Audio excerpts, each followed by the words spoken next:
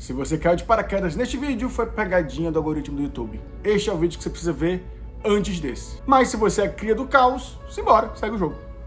Na parte 1 desse vídeo, a gente fez um overview do processo de migração pelo Express Entry. Quanto tempo dura, as etapas, a timeline, os documentos que você vai precisar enviar e o mindset que você vai precisar nutrir. Agora é hora de dar um zoom, sem lereado, sem guerigueri. Vamos usar aquele mapa que foi o vídeo 1, pegar uma bússola e apontar para o norte. Vambora! Eu te prometi o gabarito oficial e promessa é dívida, então toma! Como prometido, vamos usar este site. O gabarito oficial do governo canadense não é o gabarito do Tarek, é o gabarito do governo para você aplicar na sua aplicação. Não ficou bonito, mas você entendeu o que eu quis dizer. Como você pode ver, como você pode ler, eu imagino, eu confio que uma altura desse campeonato você saiba ler inglês. Se você não sabe, você está muito no fundo do poço e precisa correr ontem atrás do prejuízo. Beleza? Mas como você pode ver nessa página, tem tudo o que o profissional de imigração, que é o oficial de imigração, vai se basear, vai considerar ao avaliar a sua aplicação. Os links vão estar na descrição e o seu foco vai estar aqui agora. A gente vai usar a timeline no último vídeo e vamos encaixar cada documento nela, para você ter uma ideia do que te espera. Esta é a lista de documentos que você vai precisar, que a gente foi no vídeo anterior, para abrir o seu perfil no Express Entry. Vamos começar pelo passaporte. Tem validade de 10 anos, então validade não é uma coisa que você precisa se preocupar, mas a burocracia para tirar pode ser. Volta e meia o Brasil fica sem papel para imprimir passaporte. Talvez na sua cidade não imprima, nem sei como é que funciona. Muito bem, mas fica de olho na burocracia e nos limites, tempos, prazos para você fazer isso no momento certo. Pode ser talvez a primeira coisa que você faça. Deixando o passaporte de lado, agora a gente vai para os testes de idioma. IELTS, seu PIP, TCL, TEF, enfim, os testes que você vai precisar fazer e tirar boas notas de inglês e francês. Eles têm uma validade de 2 anos, então talvez seja melhor deixar para fazer na parte final do seu processo. Aproveita o tempo e vai se preparando para você tirar uma nota muito boa de cara, para não ter que refazer os testes. Cada teste custa mais de R$1.000. Às vezes até muito mais de R$1.000. Acho que os testes de francês beiram os 1.800 por aí.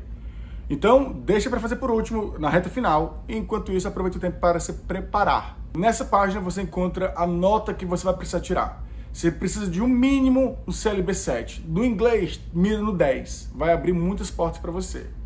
Terceiro documento, o ECA, o Educational Credential Assessment, a equivalência de diplomas. O que você vai enviar para o governo canadense? O histórico escolar, o diploma e a tradução de tudo junto. E aí, é interessante você fazer o ECA o mais rápido possível, logo no começo do seu processo. Por quê? A validade é de 5 anos, então não é um fator-chave. E a sua faculdade pode demorar muito para enviar.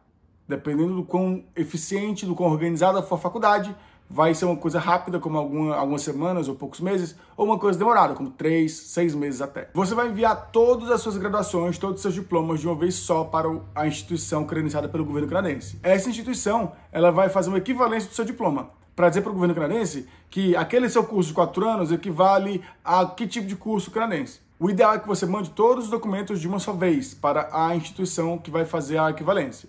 Seja ela a Universidade de Toronto, o WES, enfim, o governo do Canadá, ele te dá uma lista das instituições credenciadas. Por que você deve enviar todos de uma vez só? Vai ser mais barato e você vai ganhar tempo. Há 2 maneiras de enviar a sua documentação, o seu IC, para o governo canadense. A primeira, a universidade envia direto. Você pergunta para a universidade se eles fazem isso, se eles são, sei lá, credenciados pelo governo canadense, e aí eles enviam direto. Perfeito. Não conseguiu, a universidade vai te enviar num envelope lacrado com o selo da universidade que você não pode abrir.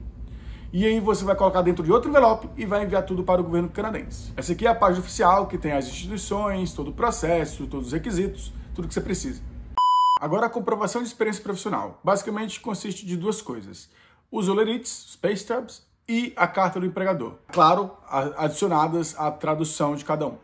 Mas a carta do empregador é o que eu queria dar um zoom aqui, porque ela tem algumas necessidades especiais. Tem que ser um papel timbrado, tem que ter o seu nome completo, tem que ter nome, e-mail, telefone da empresa, tem que ter nome e assinatura do supervisor que está atestando aquilo que a carta quer dizer.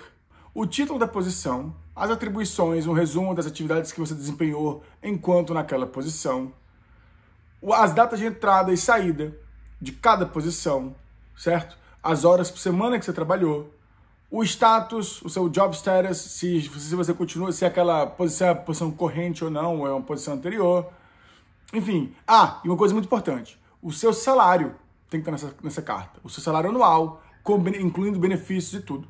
3 dicas mega importantes. Primeiro, vá atrás o quanto antes dessa carta, porque não tem validade, pode demorar, dependendo da empresa, dependendo de quem tenha sido o seu supervisor, e você nunca sabe quando que você vai ter essa carta, você nunca sabe se a empresa vai estar disposta a dá-la para você. Dica 2, faça a carta você mesmo. Faça a carta já em inglês, se o seu chefe, se o seu ex-supervisor ou corrente supervisor fala inglês, e deixe só para eles assinarem. A ideia é sempre facilitar o trabalho das pessoas que a gente precisa que faça alguma coisa por nós. Então faz a carta todinha, seguindo os padrões, seguindo tudo que o governo precisa, seguindo o modelo que a gente já aprovou, que é bem sucedido, esses modelos que tem na internet, e seguindo tudo isso que eu falei, e dá só para eles assinarem.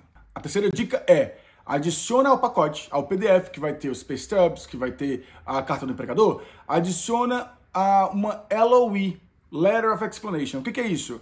O governo pede isso, certo? Para você, o governo exige isso, esse é o requisito que o governo exige que você cumpra com uma experiência profissional. A sua LOE vai mostrar para o governo que você está preenchendo todos os requisitos. Você vai ser o advogado de si mesmo e vai falar: governo, olha aqui, isso daqui se encaixa no que você pede.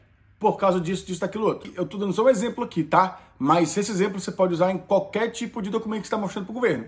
Eu usei especificamente nisso e no Proof of Funds. Mas pense nas LOEs como você mostrando para o governo o gabarito que ele mesmo te deu.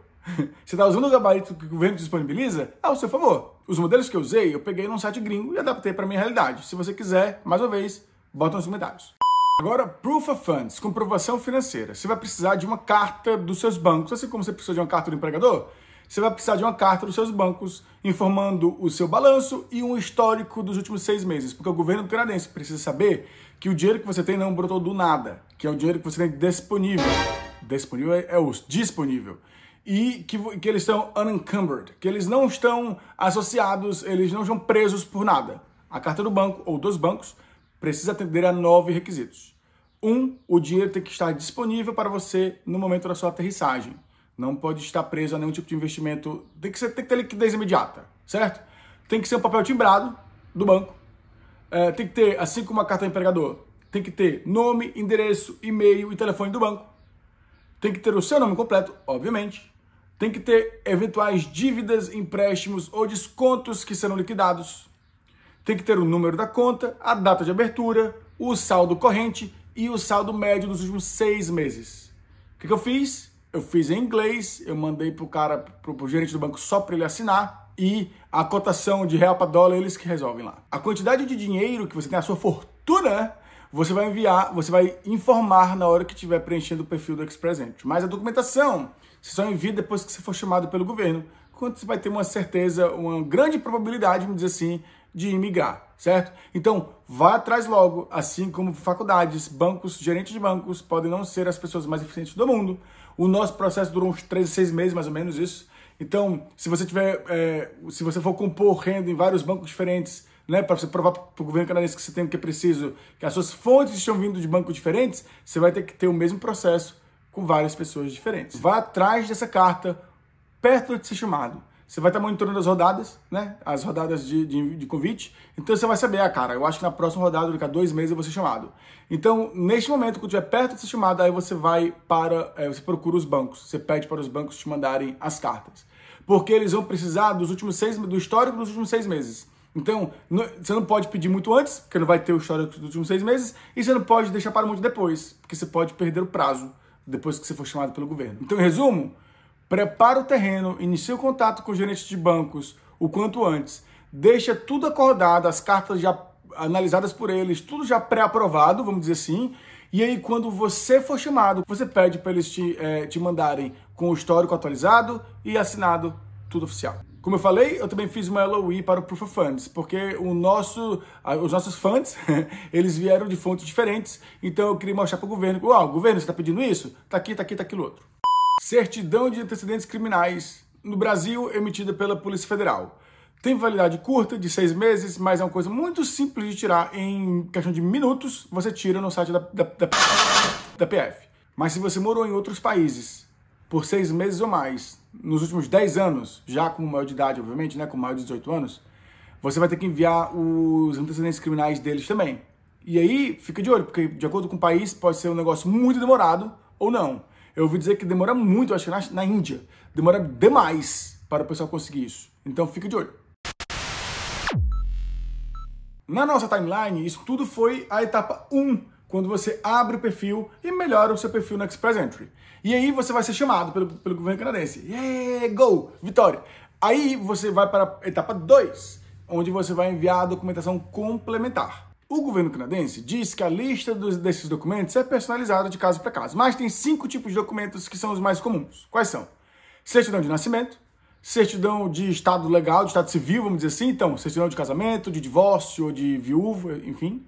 Certidão de adoção, se você tiver filho adotado, fotos tiradas por profissionais e a ficha da consulta médica obrigatória, que o governo vai te dar, assim como tudo, o governo vai ter uma lista de profissionais, de médicos credenciados, você vai ter que ir para uma consulta médica, que fazer um exame médico com eles, vai custar uma grana, mas faz parte, é só uma consulta, não é nada demais. Detalhe pequeno, mas importante para as fotos. Você não pode tirar uma foto em casa e imprimir, certo? Tem que ser uma foto tirada por um profissional.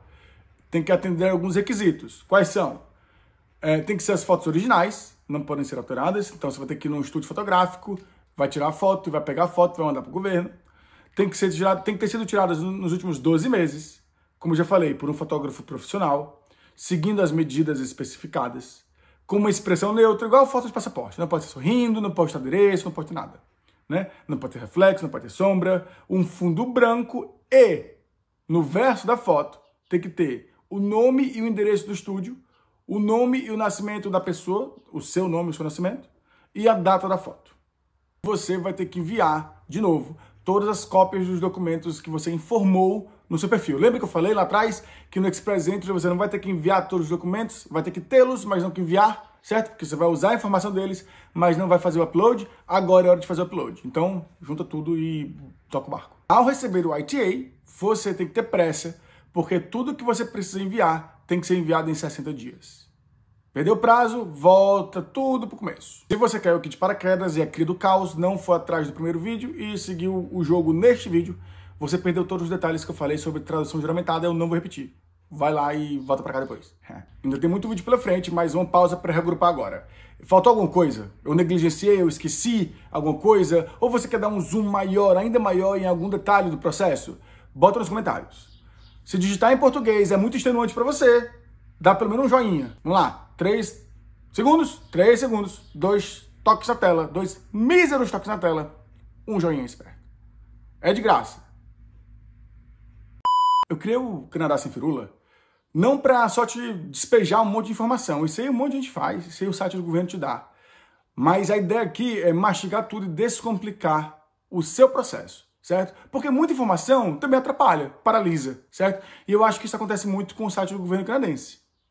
O site está todo em inglês, como diz o outro, é um montão de coisa escrita, e não é muito amigável. A interface não é muito amigável. Então, pode ser difícil de você navegar pelo site, você entender, ter uma visão macro. Por isso que eu gosto de resumir, descomplicar, mas agora eu acho importante te levar para um passeio. A gente vai passear pelos 3 principais sites que nortearam este vídeo e o vídeo anterior, para você ter um primeiro contato com esses sites e quebrar o gelo, vamos dizer assim.